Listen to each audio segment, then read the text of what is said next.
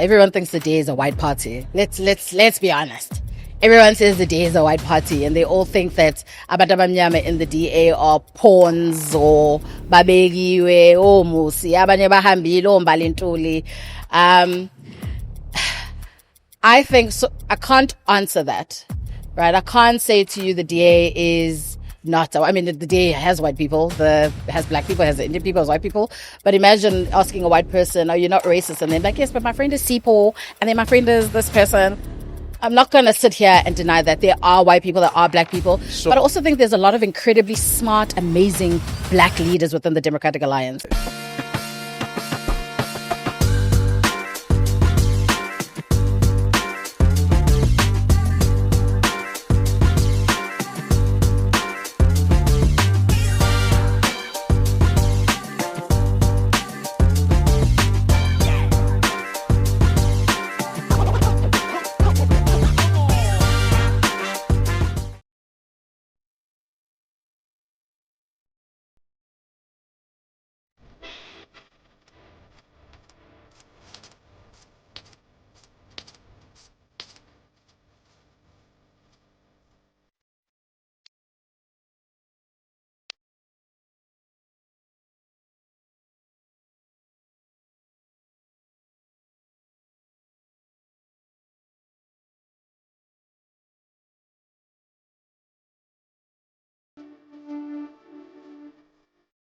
Activate and make sure we structure Nxumalo envelope in a way that is helpful and building instead of the corruption that we've gone through.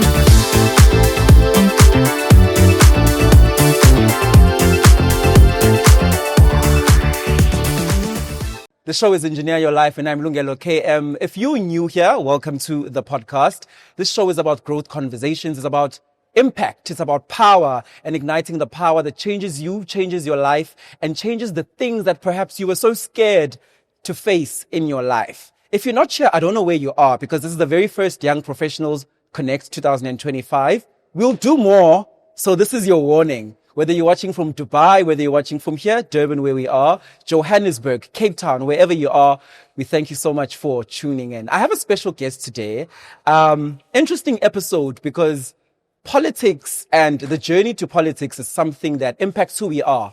Whether you ignore politics or you follow it, inadvertently, a politician, a person who is in government, who is in public service, is a person who impacts your life. The decisions they make impact your life. Sis MMABATHO Tembe, how's your heart today? First of all, good afternoon, everyone, and good afternoon, Lungelo. And I am so excited. I'm very happy, Uti. I'm here today. My heart is happy and nervous. Oh, it's just a podcast. It's a podcast. Thank you so much. I'll get to the nerves, but why would you say your heart is happy? Because happiness is something that most of us have to dig from deep within. I'm happy because I get to live my life according to my own choices. And I think a lot of people don't get to do that. So I get to make my own choices. I get to tailor my life quite specifically to how I want it. I'm also learning that I can be quite controlling. So, I'm good in the space that I'm in. Sure. I have the most amazing friends, a great team around me that's here today. Yeah. I have an amazing family, supportive family, and I have the greatest 8-year-old a mom could ever ask for. So yeah, I think, get right. You definitely come across as a person who's living life with a lot of contentment. How much of you did it take to unlearn the ungratefulness that we sometimes live with and come to a place of contentment and realizing that regardless of circumstances, position, which you have a very big one at the moment, but you've not always been in this position. No. How much of inner work did it take to be so content in who you are? I'm still doing inner work constantly. I think that every position I've been placed in, ngihlezi ngiyibuza and am I comfortable here? What can I do more? Or actually don't be too comfortable. And that's the one thing about politics is we come in and people think, no, this is relaxile, we're fine. Yeah. And actually that's not the case. Every 5 years, I basically have to sing for my supper. I have to be re-elected.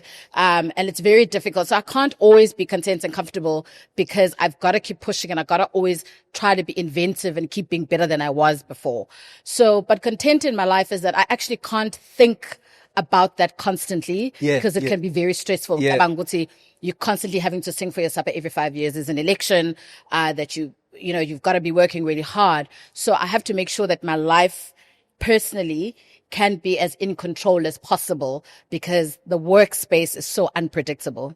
2024, we are faced with a season where after the 29th of May, a few days later, we realized that the way governing in South Africa has been happening is being reconfigured. And you find yourself being approached by someone, which you'll let me in on, to be the deputy speaker of the KZN Legislature, right? And you, as a member of the Democratic Alliance, was something that was not on the horizon very soon, but you found yourself in the position. Firstly, who's the person that called you and said, hey, nah, cool. It wasn't one person, so it was a collective. It's a federal structure. So when we found out Uguti governing was going to be under a government of provincial unity and a government of national unity, obviously our parties had to go back and start configuring themselves of how this is going to work like.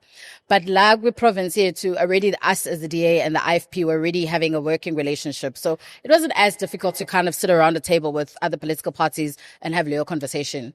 So, when we came back and it was May, the 29th of May, and it was the first time I had just run to be the chairperson of our caucus. Yeah. So I just became the chairperson. I'm chairing this meeting. And that day, the leader of the Democratic Alliance in the province, so Francois Rogers, is also my mentor. Wang Bizile officine was like, I need to speak to you. I'm in a meeting and we're all discussing, different positions. And I've nominated your name to be the deputy speaker, but I'm not going to nominate you. Ungafuni, basically. Sure. I was like, yeah, sure. Literally.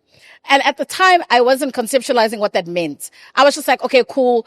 We're going to go back because I still had to carry on with the caucus because we were about to have a sitting. Yeah. So when it actually happened, I get Saklokage and then different things. Obviously, we had to have MECs and all of that was happening. But the three positions that were being elected that day was the speaker, the deputy speaker, and the premier. Sure. And these were three people from three different political parties.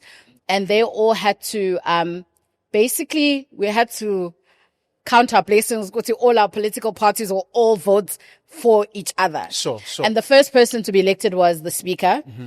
The second person to be elected was me. And then the first person within the DA, actually nationally and provincially, was me. So then we're like, okay, Shuti, this GPU, GNU is Obamba. Sure. That was the whole thing. What was the scariest thing is, you think, okay, there's a position. We know that there's positions in parties. So I was like, okay, so there's another position. I'm going to be the deputy speaker. I saw get him 17. But what that meant and how my life changed from that day, I actually, it surprises me every single day. Yeah. And I'm so lucky to be incredibly humbled by Zwane from different political parties and how much they have supported me. My family, my friends, as I said, they keep me very humble to the ground. And even before this, and I was like, viva DA, viva. That was me. Yeah. So all of a sudden now, and you gotta, be this person, because every time they always think we having the deputy speaker, first of all, they first call me Mr. Tembe because they always think a man is coming. Yeah. Or when I come through, they're like, "Hey, ingane kanti," and you're like, Or they call me Mrs. Tembe, and I'm like, Miss Tembe, and I'm unmarried, young, single female. Sure. Sort of single female. So they're always expecting, and I think that's just been such a huge thing and shift within politics. Sure. Specifically because bagcwele abantu besilisa, specifically in these positions, and they do not expect you. They never expect me. And that happened even when I was a councillor. I was young. I was 27 when I became a councillor. And even then, you have to be in room with abantu besilisa who also have these preconceived notions of who a young female is supposed to be. And you constantly have to be fighting for your space. And constantly they will always be trying, how are you going to crumble? Because that's what they're waiting for. They're waiting for young people to crumble in spaces they feel like they're entitled to be in. So I'm constantly fighting for my space as a deputy speaker, but as my space as a woman in politics, also just in my space to have a voice for other people or young people. Yeah. Push you a little bit. Okay.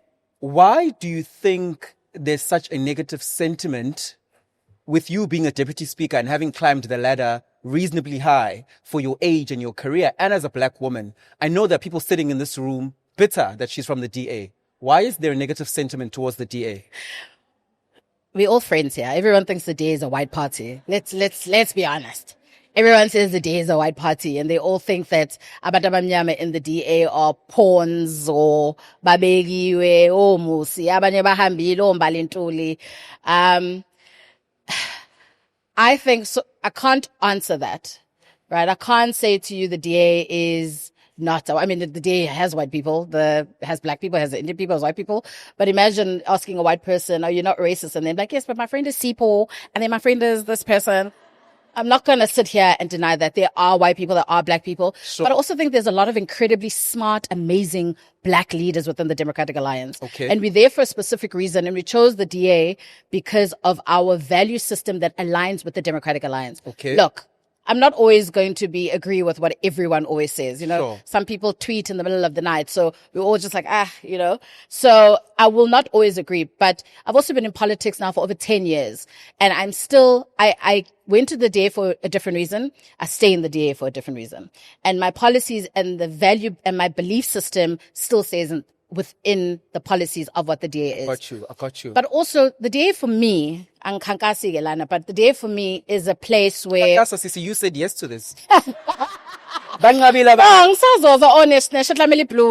But one of the reasons is it's also one of those political parties that's given a lot of young people spaces to lead and disagree. Sure. Right? I know Abanye have left. Other people... Black people have left, white people left, many different people left in the DA. But it's always a narrative that's being pushed. Abantu abamnyama and the DA leave because of racism. If you actually have conversations with abantu who have left, they've left for different reasons. Other people have started in the DA since they were 17. By the time they were in their 30s, they left because also politics is draining. It ages you very fast. You don't have a life specifically. It's very hard for you to do other things. So they also leave because maybe it's katsaba, it's so hamba. Sure. And we know that stuff in the media can be twisted for it to suit whatever the narrative of is the day. And narrative always changes closer to elections. And, so I will never stand and be like, no, the DA is not a racist party. I mean, it isn't, but I'm also not going to sit here and count how many black and how many white people heads just to prove what it's not a racist party. I get you. Yeah, but I don't agree with every single thing the DA does. And I don't think anyone in any political party agrees absolutely in what they do in their political parties. And I've spoken to people in the ANC, in the IFP, and now in the MK. But it's in the... It's in the spaces we are in within our parties where we get to engage. I get to be like, what you're doing is not right. I remember Francois, the leader, he was going to be doing the leader tour before the elections. And there were 4 of them, and 4 of them were like 4 white males. You guys are 4 white males, and these are KZN. Like, you guys gonna give each other high fives. Yeah. Then he's like, we'll join. Yeah. Be that voice that we need to hear.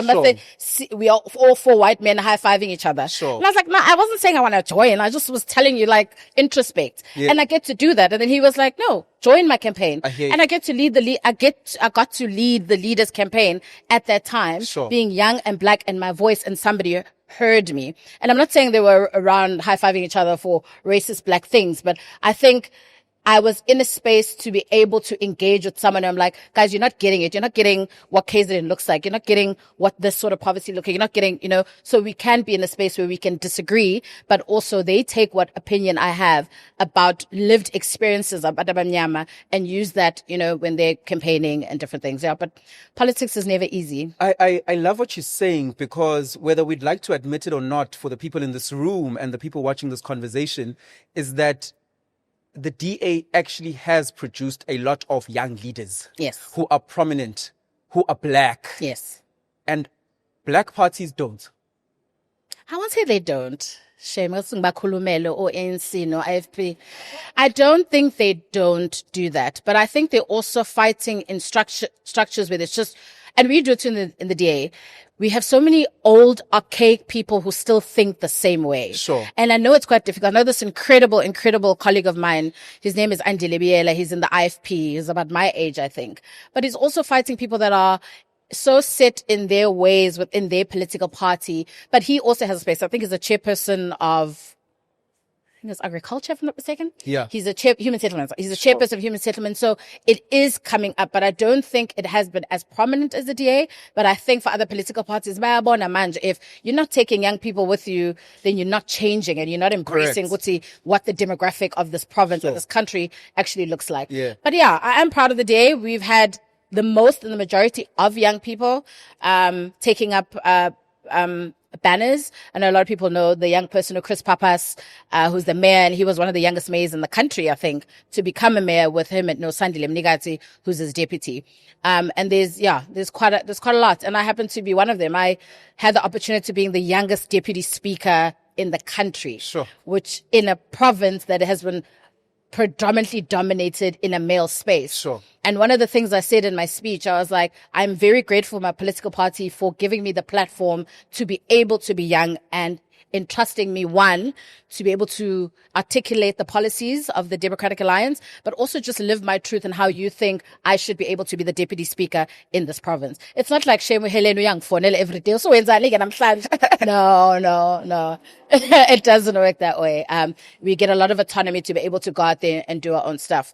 I'm very, have a huge thing for single mothers. Sure. I'm very passionate about that. And I was able to start my own single mothers program line, KZN, that goes from district to district. I mean, I've only had it twice now since I was elected, and I'll be able to do it throughout my term. But no one was like, oh, we don't believe in single mothers or whatever, the effects of black women. I'm able, umaga boy, umaga enzo, so I'm able to go and be able to do that. Yeah. And my political party gives me the space to be able to do that. So yeah, I do love the day. Ngiyakwazi ukuthi viva day? No. Okay. I'm joking. No, it's okay. Somebody out there also is saying, Deputy Speaker, 3 million per annum. What does a deputy speaker do?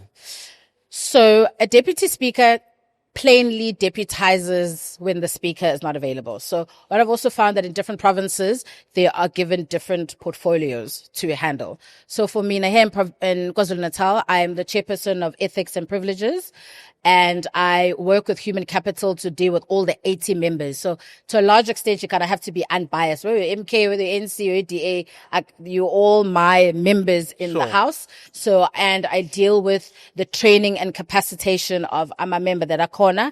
And then another thing that I'm quite passionate about is we have the Speaker Social Responsibility Program. So what I've just recently done now is I was in shelters, giving some dignity packs for all mama bakona. I get to go to a school and plant trees. You get to do some of the queenly things, I'd like to call them, but the things that really do help communities on the ground with face value. Look, ours is not a service delivery one. So I'm not an MEC of health. I'm not an MEC of, so we deal a lot with the background stuff of what is happening within the legislature. So another one that's really big that the speakership does is sectoral parliaments. So I'm a sectoral parliaments is where you have women parliament, youth parliament, disability parliament, religious sector. So every year that happens, and that's part of our public participation and is part of our engagement with abantu from different sectors so that they can engage with what government is doing. And then we make sure that, the debates that are happening within youth or young people that gets tabled in committees, get debated by actually our members, corner, and that somehow gets implemented within the budget, and that is now disseminated as a service delivery per se. So if young people are saying that we are not getting enough, I don't know why ARVs came into my head, but I didn't want that to be the first thing. young people are saying, oh, there's not enough jobs. There's not enough jobs. We're not open to the job sector or siyafunda. Then how do we as a legislature collate that information? We have what do the young people table it. We have different MECs who attend. And then the MECs every year have to come back and account to young people. What's benzeni bona in the last year with what the resolutions of the young people were. A lot of people do call it a tick box exercise, but if you see what happened from even when the sectorial parliament started, because we were one of the provinces that were trailblazing sectorial parliaments. Even before I became a deputy speaker, I was in women's parliament when I was a councillor. I even attended young women's symposiums. They really do help capacitate in how we speak and how we formalize as structures, whether it's young people or women, and how we engage with government. And some of it has really, really helped. I know the chairperson of Quality of Life, now come up with structure from Youth Parliament, and now she's become the chairperson. I think if you really do engage with those structures, they can be really helpful for young people, and for women and for the different sectors that are there. So yeah, that's what I do as a deputy speaker. I engage with other deputy speakers, but we do have sort of similar stuff that we do, but it's not all the same because it does differ a little bit to what each province has given us to be able to do. A lot of us in this room either grew up in eThekwini municipality, eThekwini metro, or have left and look at it from the outside and say, hey, Kosami taking a kula gulo. Yeah. It has dilapidated in so many ways. Yeah. What went wrong? Corruption went wrong. So I became a councillor in 2016. I left in 2021. So I was a councillor for 5 years, and I saw the shift between what a councillor is supposed to be doing, specifically because I'm not supposed to be the one you call. There's been a burst pipe, which is a misconception that people have. In a functioning municipality, you are meant to pick up the phone or phone and say, there's a burst pipe outside. Bafake reference number, and they dispatch umuntu kusazoyikhanda. That could take 2 to 24 hours is what they say, with electricity, with water. In 24 hours time, someone comes, fixes that burst pipe, patches it up nicely, service delivery done.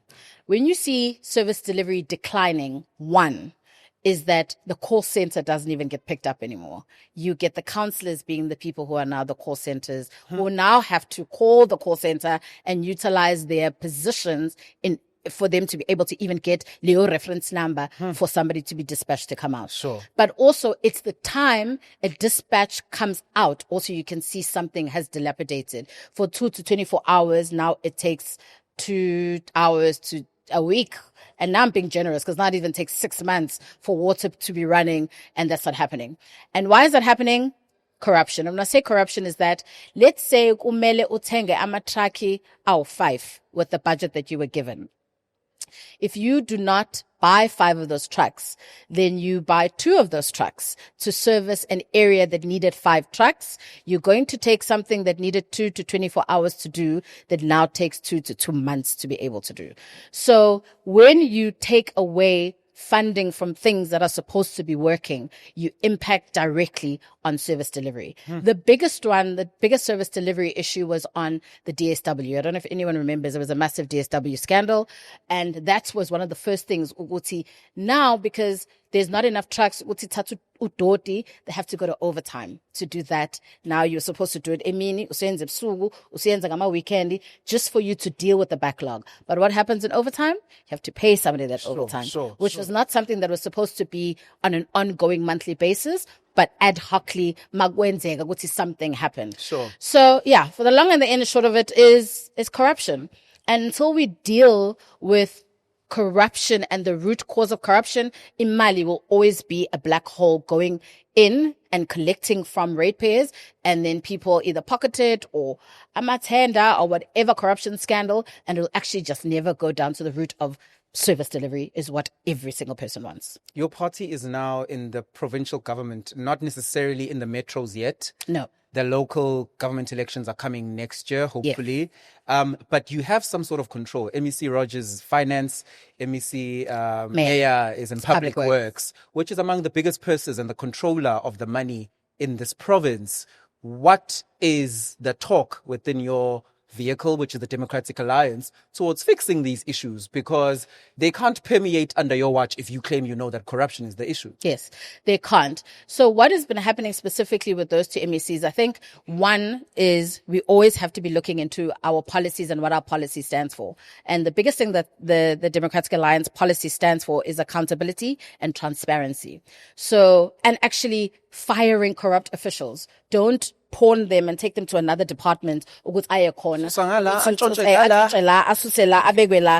been quite a problem for a long time. And I know that the MEC now of Public Works has just managed to get HOD Wake fired because of the immense corruption. And the thing that the beauty about this happening is that once someone starts seeing is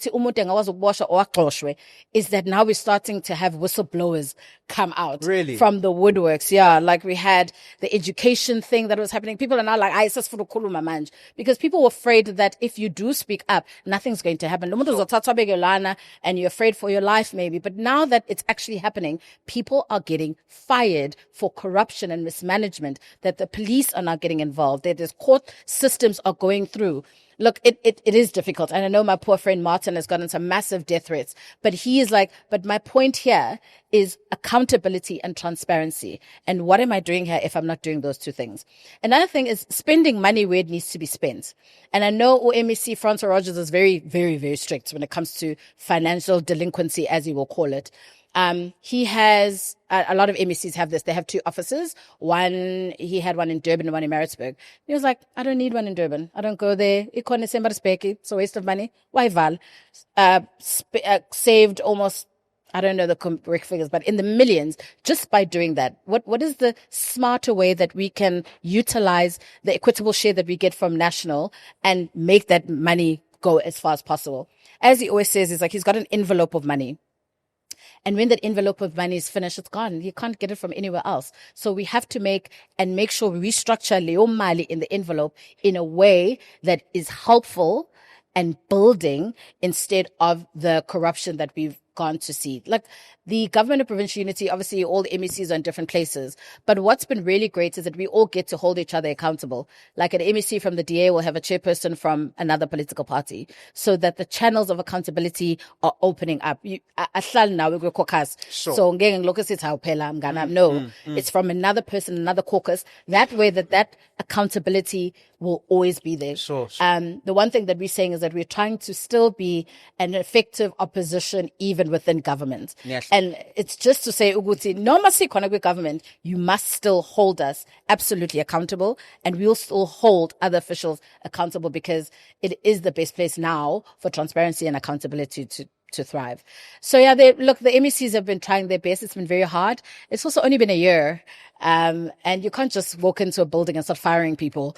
So, and you have to have a plan. And I know that the MEC of Finance has this thing called zero-based budgeting, because we always have historical budgeting without things like auditing of the buildings we have, the things that we own. Some departments have just left some of the buildings that we own to be dilapidated. We could sell those buildings. We could repurpose those buildings. We could give those buildings to other departments. So yeah, they are definitely, all those things are definitely in the works with the MEC specifically, I know, for public works and infrastructure.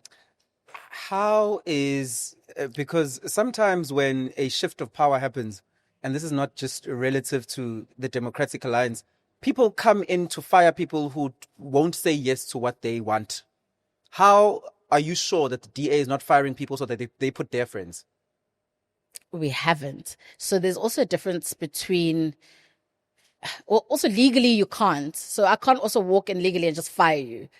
Legally, you're also protected by the labor laws, and there are also people who are contracted. So there is a term in, let's say for my PA will have a term to my office. Mangabui agabui. So also it's not because she was fired, because the contracted ended. Okay. Whatever the conversation can be on the outside, but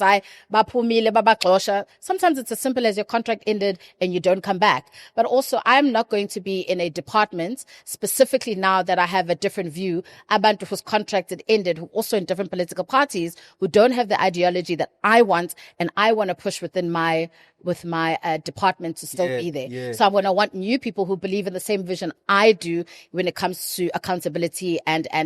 So you'll start getting new people. It's not necessarily your friends, but you also want people to be in the same vision as you are. There's no way you're going to jump into a broken bus and think you're going to start driving it. You need to fix the bus, what was going on before you start this bus again. But no, I don't think much of it is firing. I think some of it is just time deployment, but other people you can frustrate out. So if there is an HOD, like Martin did, you can suspend an HOD pending investigation, and then when investigation hambagashi, you can have the HOD fired. Luckily for the MEC, the HOD resigned, so he finally got to a point where he was like, that fighting is futile. So I'm just going to resign.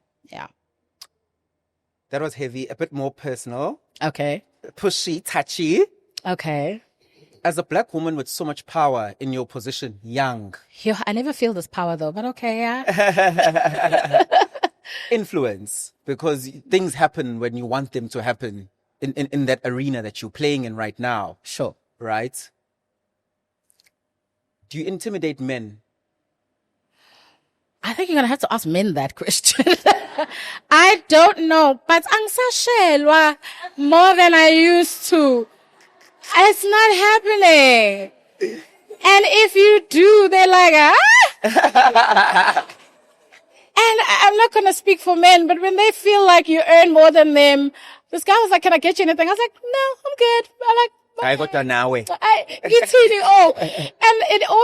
it's the craziest thing because becoming deputy speaker has not changed who I am. It's intrinsically, actually, it's just a job. In 5 years, there'll be another deputy speaker, and I'll just be a normal politician. Hopefully, like, I can come back. Yeah. But they think this idea of you, but you haven't changed. And that's something I've been grappling with. If somebody's like, oh, I brought you what don't I like?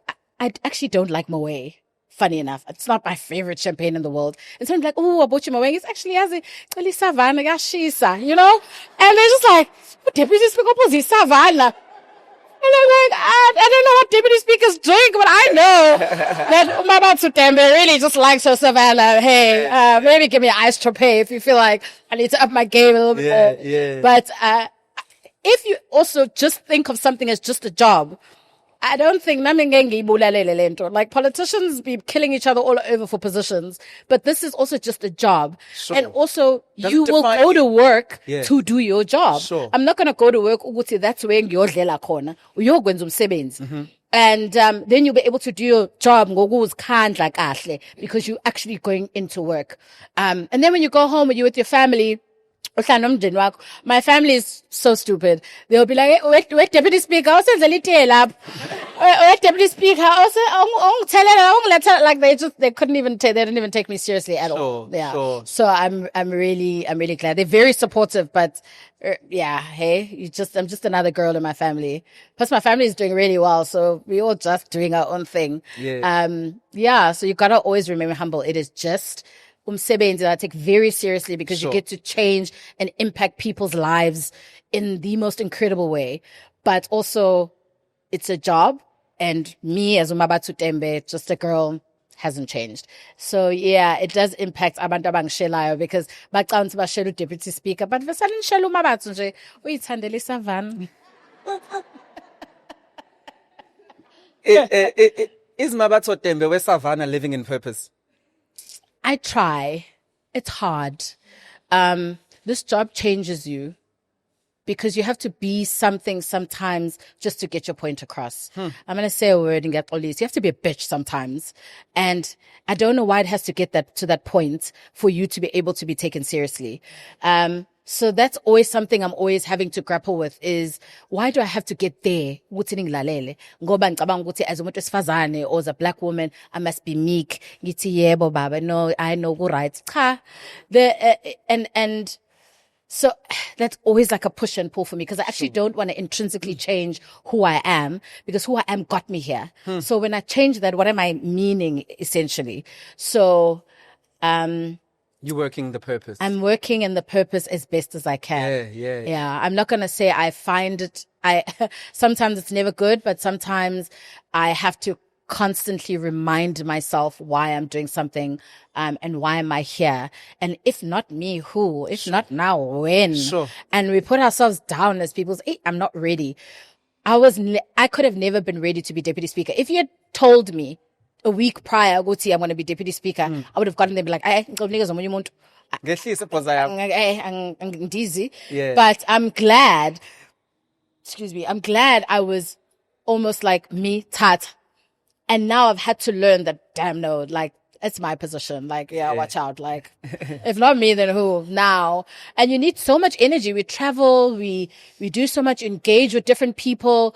And, you're not young enough, you're not old enough, you're not young enough, you're in a great space about different issues and platforms, whether it's serious, whether it's silly. But it's such a beautiful space to be able to interact with such a dynamic province as KwaZulu-Natal. Uyakwazi ukukhuluma nogogo ngegrant yakasasa, uyakwazi ukukhuluma nengane about unesifasi, but you can also talk about a girl and like putting on makeup. You can do so many things. And I think I'm in a great space because I can still sort of relate to all those people in the different spheres that they are in their life. So, yeah.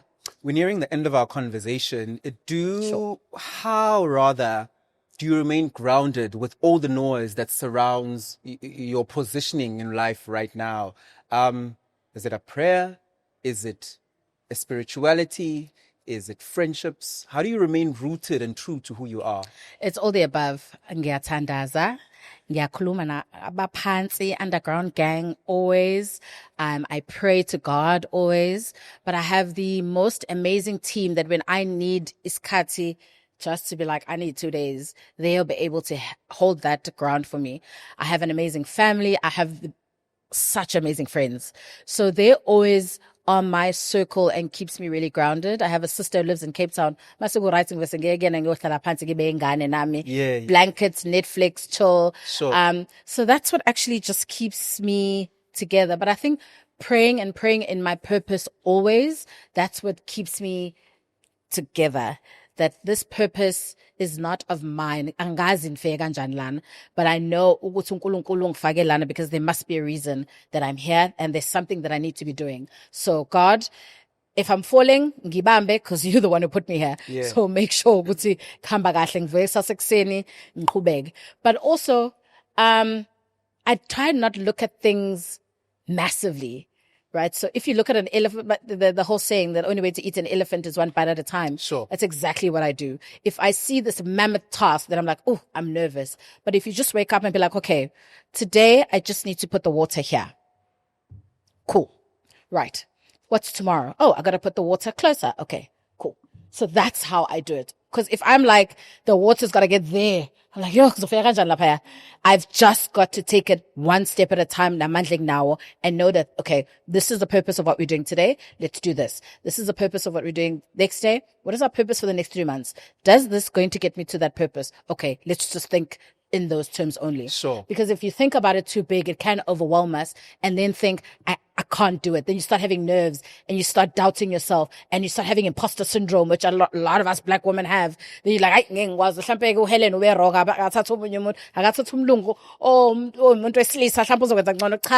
it's supposed to be you. So if I look at it, in that sort of aspect, it does make it that all the tasks are done when they need to be done. Hold on to God. And last but not least, Sis MMABATHO TEMBE, what's that one thing in life you know for sure and you're absolutely certain of? Absolutely certain of? Yeah. Nothing. I'm not absolutely sure of certain about anything. I mean, they say it's death and taxes, the most certain things in life, but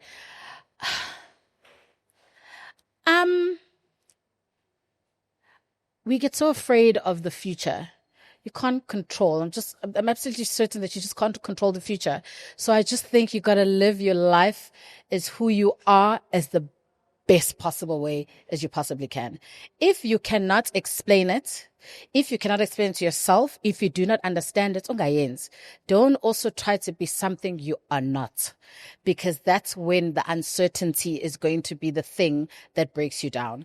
I think that just always, stand in your truth, man, because that will probably be the most certain thing you have, because you know what your truth is, and you know ukuthi that's the one thing that is yours and that you can control, because you can't control anything else. I'm not certain about anything. Nakusasa ningavuka GPU has fallen. I'm not certain I can be the deputy speaker tomorrow. I'm not certain that I could wake up tomorrow, but I'm certain that I know I would have lived in my truth, and I would have lived of who I am. And I've had to be very specific about that in politics.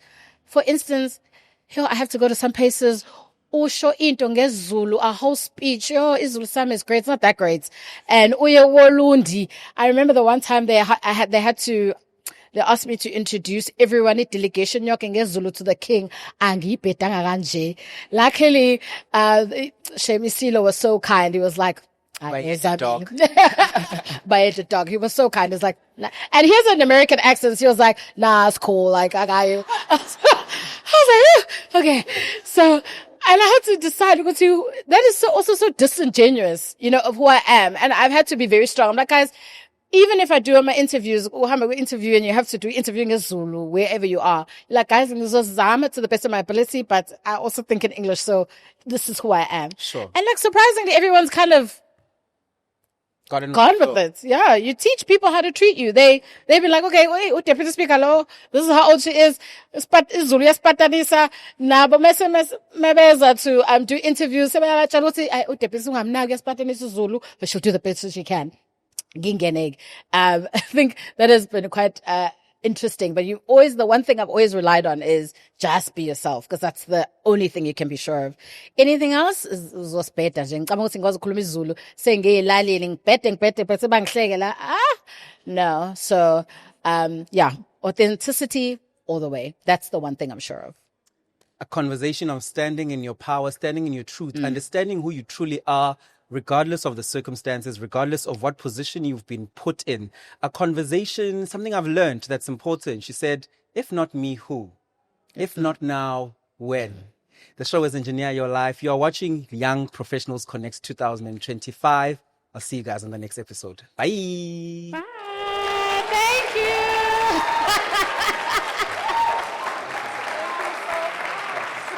So our friends at Platinum Glow Man have given us a few gifts for you guys.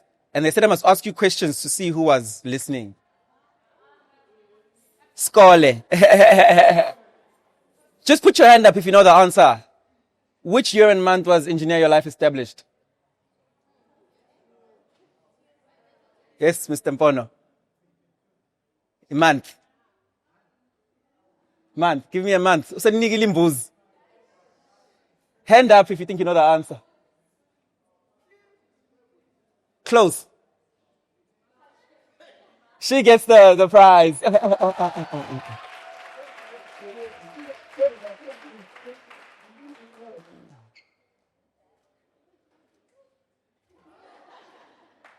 This is an easy one. I'm expecting a lot of hands. We've got an episode on 1 million views. Which one is it? Hands up. Yes, sis. That's the one. Level Kesa. Thank you so much. Ne? I'd like to thank Platinum Glow Man. I'd like to thank Dove Men Plus Care. I'd like to thank Dove. I'd like to thank Clean Skin. I'd like to thank EYL Africa. I know these people will be mad at me. Where's Justice? Where is he hiding? Is he hiding? Justice, wherever you are, I'd like to thank you. That man is responsible for Tino Media that shoots this podcast. They're all here today. When I moved to Joburg in 2023, October, he said, brother, we are still shooting in your apartment that has no furniture. Because I left with nothing and said, I'm starting again. And he said, we will shoot until we make it. Today we have made it. We're here and we will continue to make it at a different level. So thank you so much, Justice. Thank you so much, TK. Where's TKJ? He's hiding as well. TKJ is somewhere there hiding. He's my video editor and cinematographer. He always says, my brother, we need to cook. Who's the next guest? Who's the next guest? Let's cook. My brother, this one is 100K episode, you know? So thank you so much. I love you so much. Cikizwa, mostly everybody has met Cikizwa. She was here with the gift. She's my head of content. Met her just a few months after the podcast started. She started just as an editor. Then she became a videographer. Then I had to move, so she just did our reels. The things you see on TikTok, she's responsible for all those punchlines. She knows what you want to hear on TikTok. She makes sure she gives you the right clips, right? She's responsible for that. And last year, God made something happen, which was unfortunate, where I lost another one of my producers. And God was like, Cikizwa head of content. Today she's head of content. She organized this entire event. And there is no Lungelo KM without Cikizwa. A round of applause for Cikizwa Vilakazi.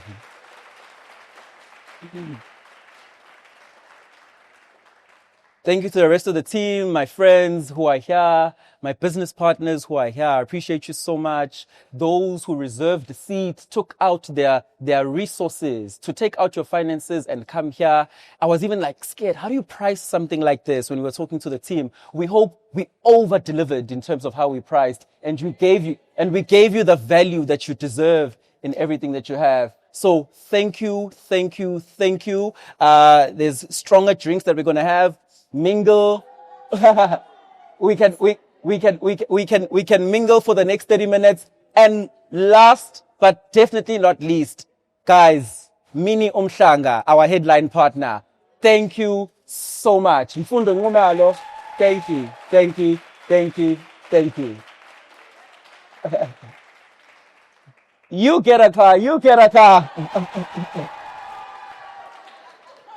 But only if you sign the OTP.